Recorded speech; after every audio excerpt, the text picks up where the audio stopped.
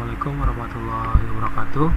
Selamat pagi menjelang siang Ibu Yuriksa Sakenatul Putri dan teman-teman semua.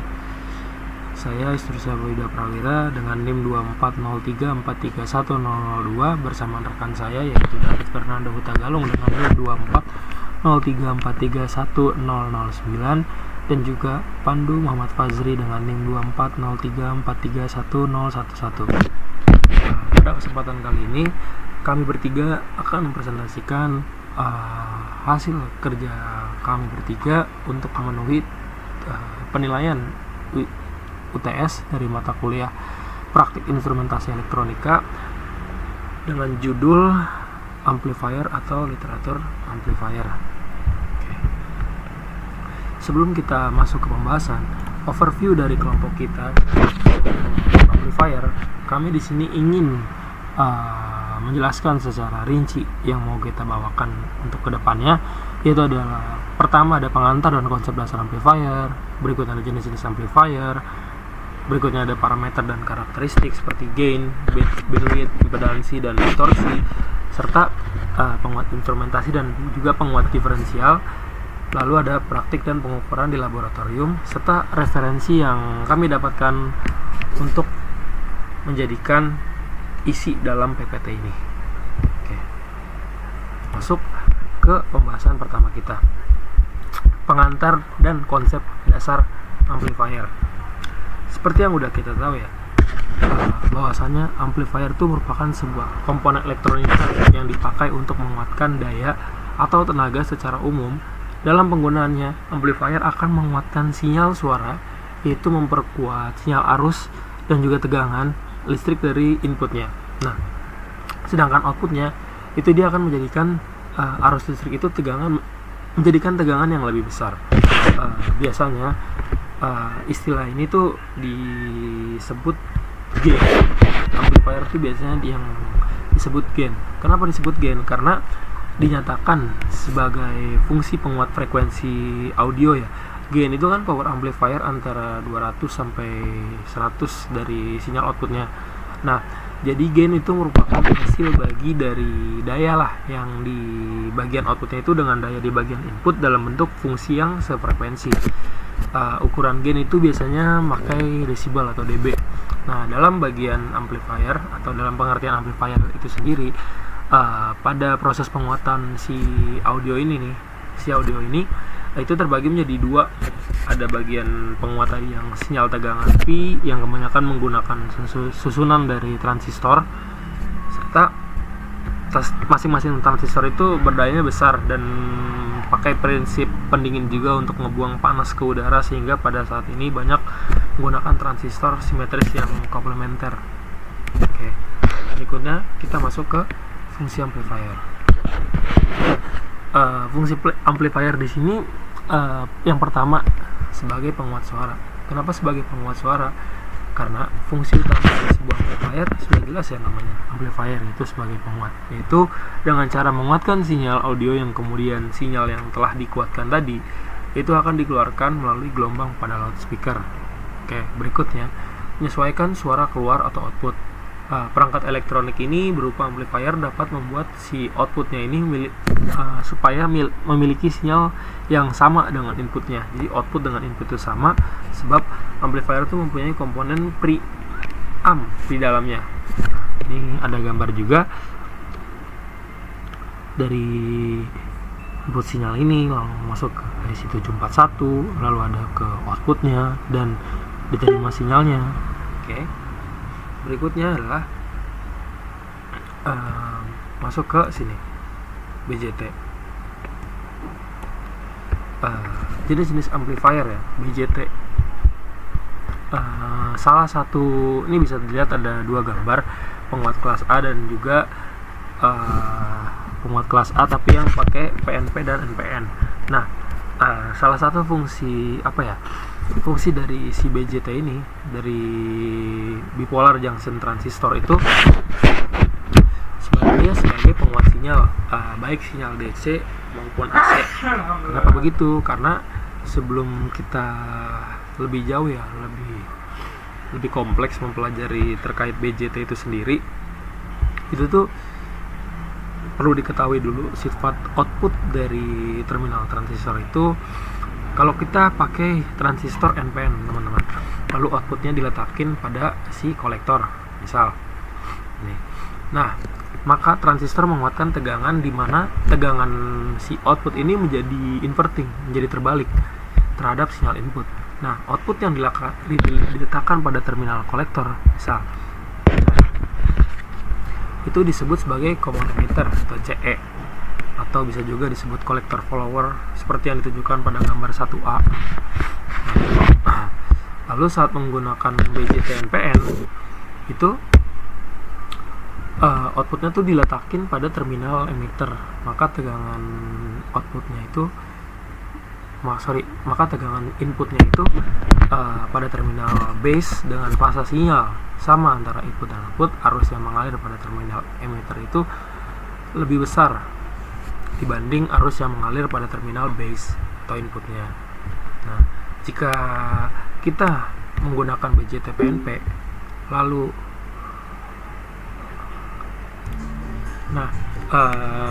berbeda ya dengan halnya kalau kita pakai BJT yang tipe PNP. Nah, seperti gambar 2. Nah, kalau BJT PNP itu outputnya itu diletakin pada terminal emitter atau common collector. Nah, maka penguatan yang terjadi kan berarti penguatan tegangan dengan fasa output itu sama dengan fasa tegangan input.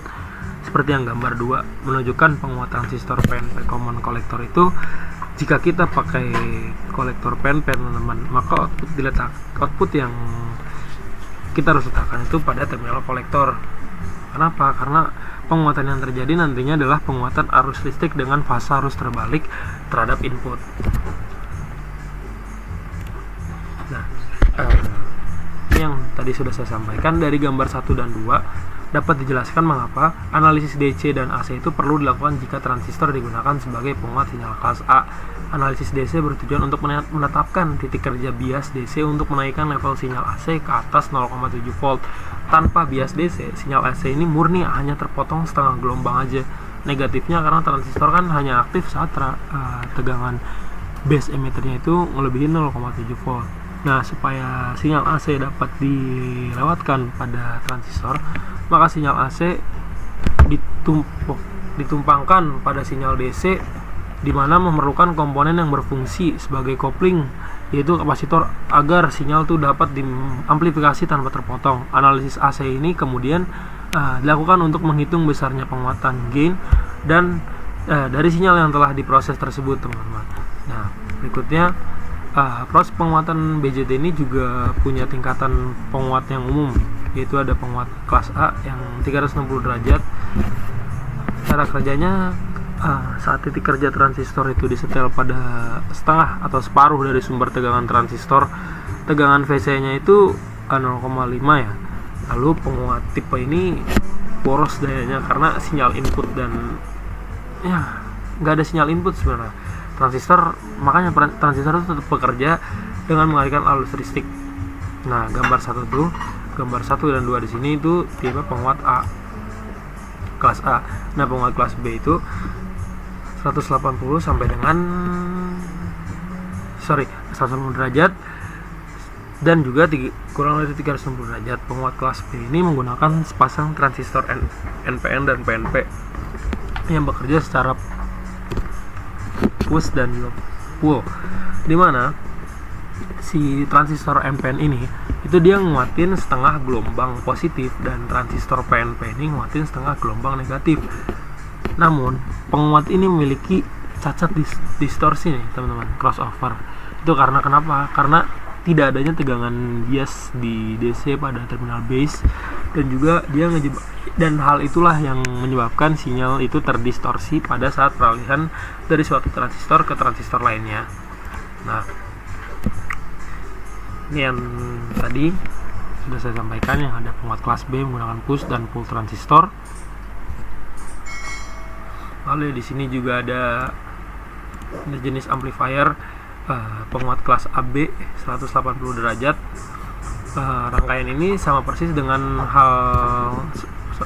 dengan kelas B.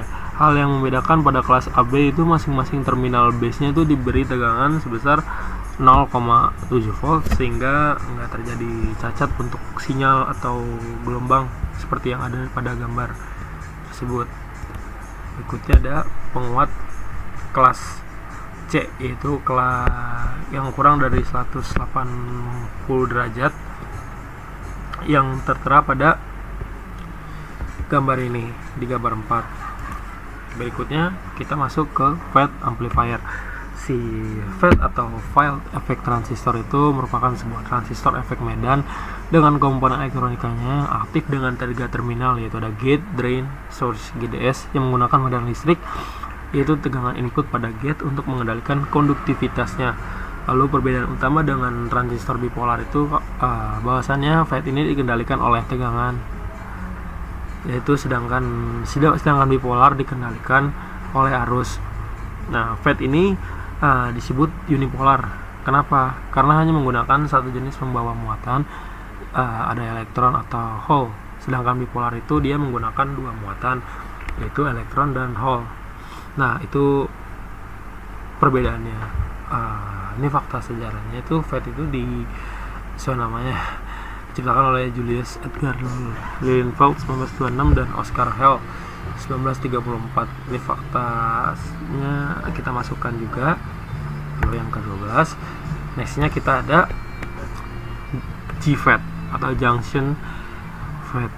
Nah, GFET ini teman-teman bekerjanya seperti keran air ya. Kalau dianalogikan itu yang mengatur aliran elektron atau N channel atau hole P channel dari source S ke drain, maka arus drain itu selalu sama nantinya akan dengan source-nya, dengan arus source-nya.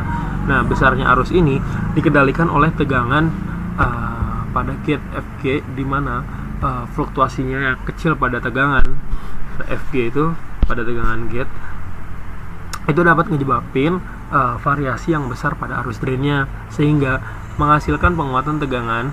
Itu GFET adalah tadi yang ada unipolar ya. Nah, GFET ini dia termasuk ke dalam unipolar.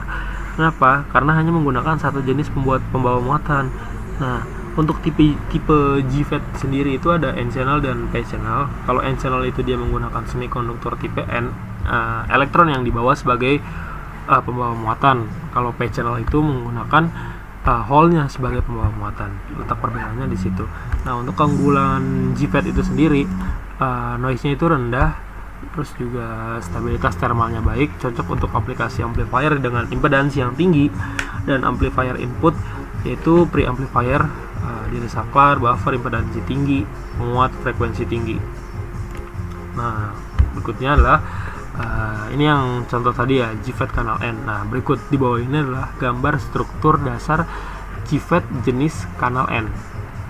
Bisa dilihat teman-teman. Jadi di struktur GFET kanal N itu ada tadi yang source, gate dan drain. Ada substrate tipe P juga. Terus di sini ada kanal tipe F. Lalu di sini adalah gerbang tipe P. Nah, untuk GFET simbol yang kanal N ya. Jadi gate-nya di sini, ini drain-nya, dan ini source-nya. Baik. Berikutnya akan dilanjutkan dengan rekan saya dari David Fernando Tagalung.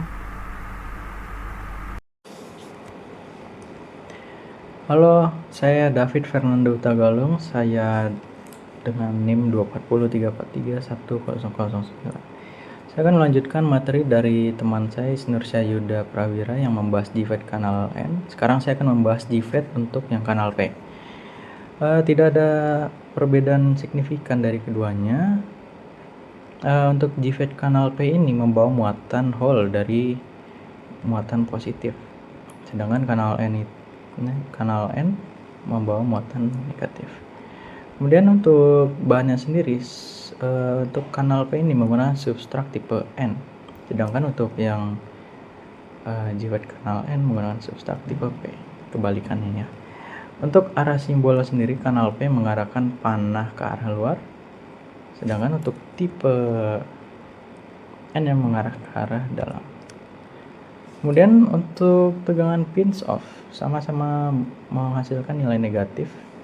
Kemudian arah arus drainnya yang membedakan yaitu dari source mengeluarkan nilai positif, sedangkan ke drain lebih positif lagi. Itu untuk kanal P. Dari kedua ini mempunyai kelebihan dan kekurangan. JFET Kanal P itu mempunyai kelebihan lebih kompatibel dengan desain CMOS. Sedangkan untuk kekurangannya, mobilitas Hall lebih rendah karena konduktansi transisi lebih rendah dibandingkan kanal N. Kemudian untuk tipe JFET kanal N, kelebihannya itu mobilitas elektron lebih tinggi karena respon frekuensinya juga lebih baik dan lebih umum digunakan daripada desain amplifier lainnya. Kemudian untuk JFET kanal N mempunyai kekurangan, yaitu membutuhkan tegangan gate lebih positif relatif terhadap source. Lalu kita akan melanjutkan jenis-jenis amplifier untuk metal oxide semiconduction field effect transistor atau biasa kita kenal dengan nama MOSFET. MOSFET ini seperti halnya JFET, salurannya itu menggunakan bahan semikonduktor tipe N dan tipe P. Terminal dari gerbangnya adalah sepotongan logam yang permukaannya telah dioksidasi. Nah, lapisan oksidasi ini berfungsi untuk menghambat hubungan listrik antara terminal gerbang dengan salurannya. Oleh karena itu, MOSFET sering juga disebut dengan nama insulated gate FET atau bisa kita kenal IGFET. Karena lapisan oksidasi ini bertindak sebagai dielektrik, maka pada dasarnya tidak akan terjadi aliran arus antara gerbang dan salurannya. Kelemahannya dari MOSFET ini yaitu lapisan oksidasi ini yang sangat rentan rusak karena adanya pembuangan elektrostatik. Seperti yang disebutkan sebelumnya bahwa MOSFET pada dasarnya terdiri dari dua tipe, yaitu MOSFET tipe N dan tipe P. Di sini ada perbedaan gambarnya untuk MOSFET tipe N dan tipe P. Di sini bisa kita lihat bahwa substrak yang digunakan MOSFET tipe N menggunakan substrak tipe P dan sebaliknya tipe P menggunakan substrak tipe N. Jika kita lihat di sini arah panah juga berbeda, tipe N mengarah ke dalam, tipe P mengarah keluar. Kemudian pembawa muatannya, tipe N itu membawa muatan elektron atau bisa kita bilang muatan negatif. Sedangkan untuk yang tipe P membawa hole lagi, yaitu membawa muatan positif. Sedangkan untuk tegangan gate-nya positif lebih untuk tipe N membawa tegangan yang lebih positif. Sedangkan untuk tipe P-nya membawa tegangan negatif untuk menyalakan. Kemudian arah arusnya, arus untuk yang tipe N dia membawa arus dari drain ke source, sedangkan untuk tipe P dari source ke drain sesuai arah panahnya ya. Kemudian kita lanjutkan di kelebihan dan kelemahan FET ini sendiri. Jika dibandingkan dengan transistor bipolar, FET memiliki beberapa kelebihan dan kelemahannya. Salah satu kelebihan FET dan kekurangannya itu, di sini ada jenis-jenis field effect untuk kelebihan dan kelemahan FET. Jika dibandingkan dengan transistor bipolar, FET memiliki beberapa kelebihan. Salah satu kelebihannya yaitu bekerja dengan baik di rangkaian elektronika yang sinyalnya rendah seperti perangkat komunikasi dan alat-alat penerima. Sedangkan FET juga sering digunakan pada rangkaian elektronika yang mempunyai impedansi yang tinggi. Namun, FET tidak dapat digunakan pada perangkat atau rangkaian yang bekerja untuk penguatan daya tinggi seperti perangkat komunikasi atau alat-alat pemancar seperti transmitter. Kemudian di sini ada jenis-jenis amplifier yang selanjutnya itu adalah op-amp. Op-amp adalah sirkuit terintegrasi yang mempunyai fungsi sebagai penguat tegangan diferensial dengan gain tinggi. Dia memiliki dua input, yaitu input inverting dan input non-inverting, dan satu output yang menjadi keluaran dari inputnya. Prinsip kerjanya berdasarkan perbedaan tegangan antara kedua input. Perbedaan tegangan kecil di input dan akan diperkuat menjadi tegangan output yang lebih besar.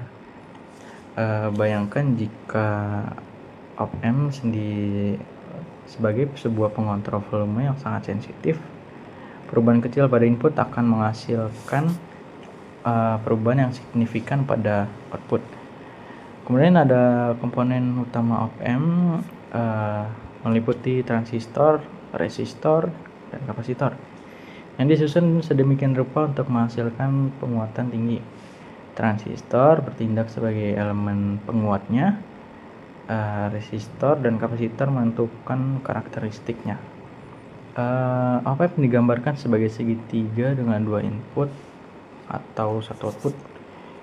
Input inverting mean menunjukkan bahwa sinyal input akan dibalik fasanya pada output, sedangkan input non-inverting mempertahankan fase sinyalnya. Kemudian di sini ada jenis-jenis op-amp.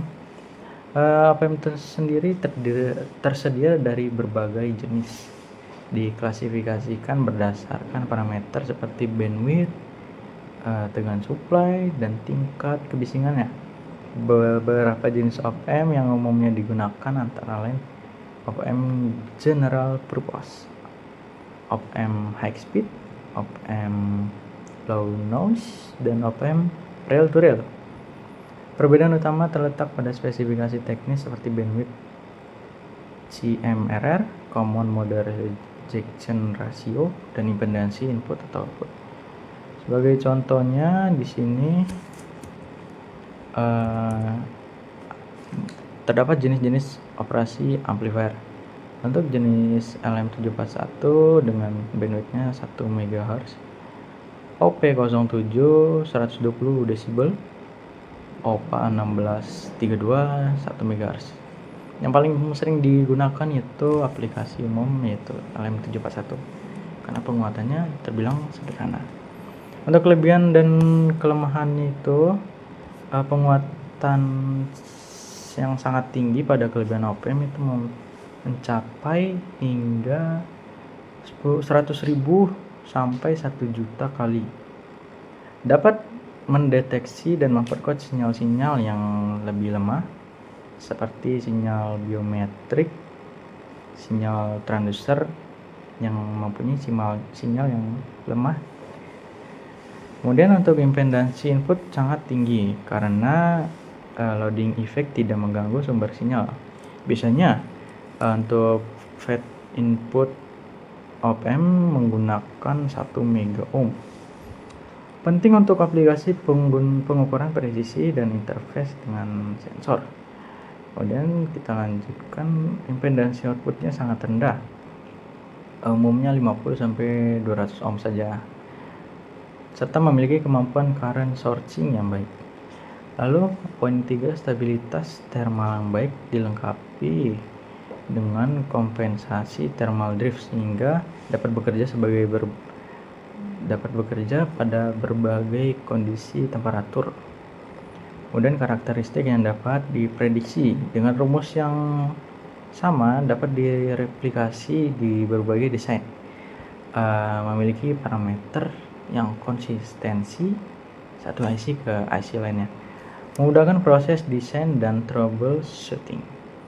Kemudian poin 4, versatil atau bisa diartikan versatilitas yang tinggi, seperti penguatan inverting atau non-inverting yang tinggi, bisa sebagai komparator, filter, integrator, diferensiator, summing, atau current to voltage converter.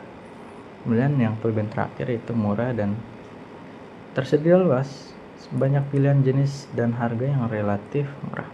Untuk kelemahan op-amp, keterbatasan bandwidthnya karena mengalami gain bandwidth produk, sehingga tidak cocok untuk aplikasi seperti microwave yang mempunyai bandwidth yang tinggi 1 GHz.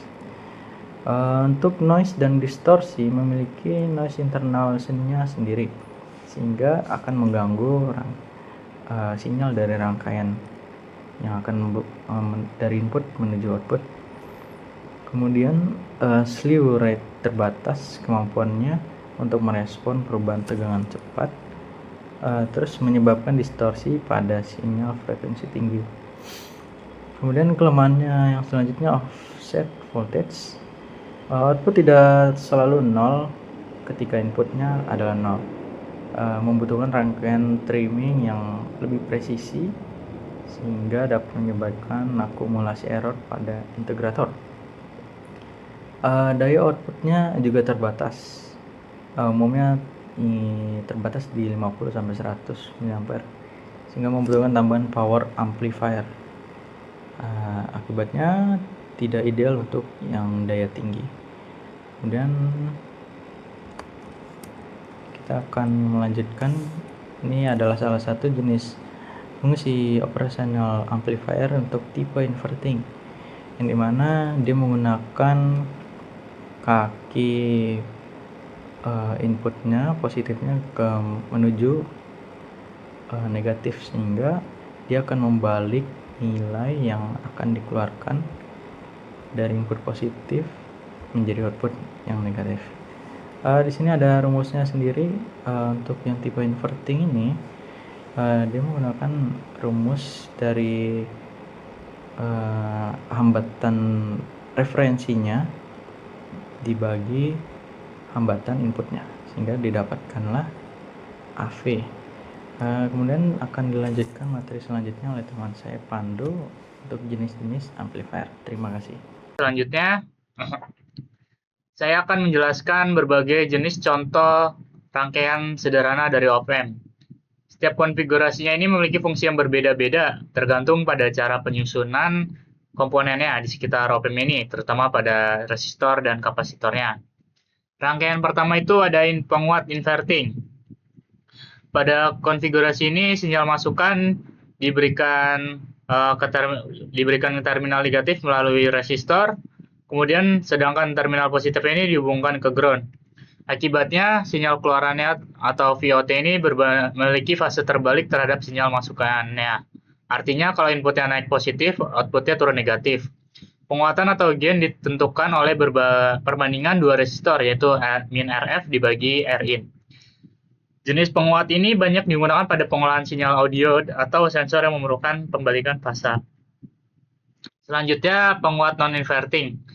Di sini sinyal masukannya itu diberikan terminal positif op-amp. Outputnya itu akan sefase dengan input, artinya tidak terjadi pembalikan fase.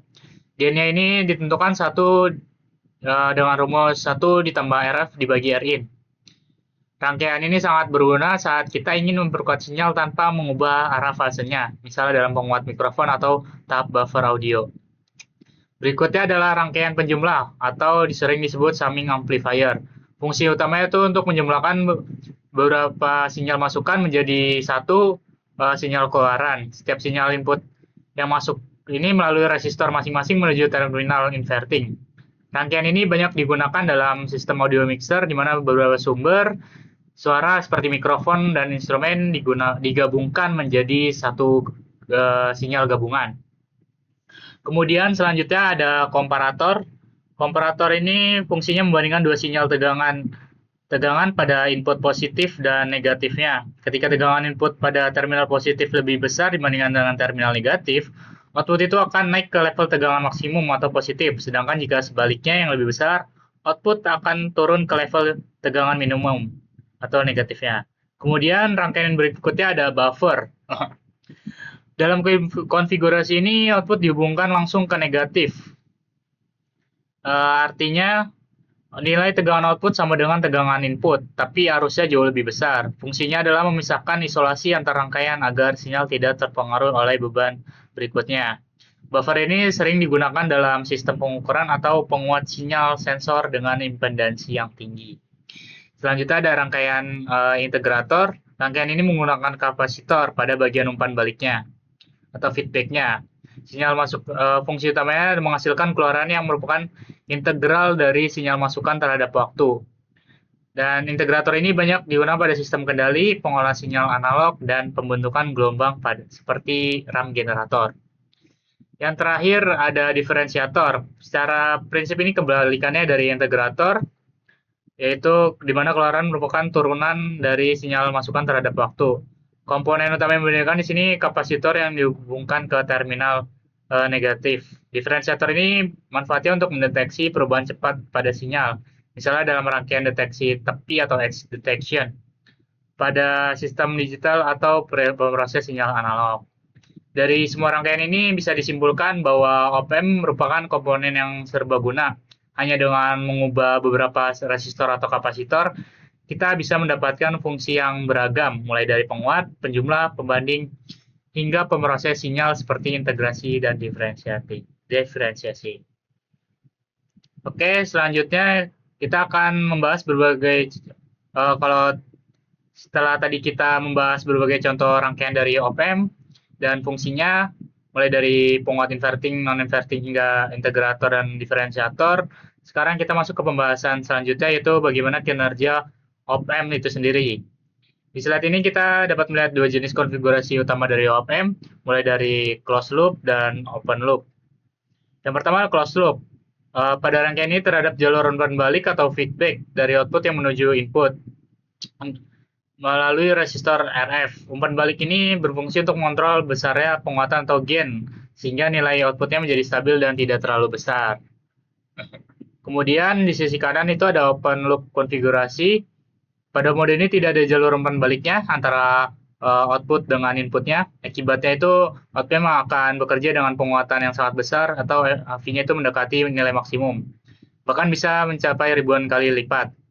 Namun karena tidak ada kontrol dari feedbacknya, output akan mudah mencapai saturasi. Artinya hanya berubah antara level tegangan positif maksimum atau negatif maksimum.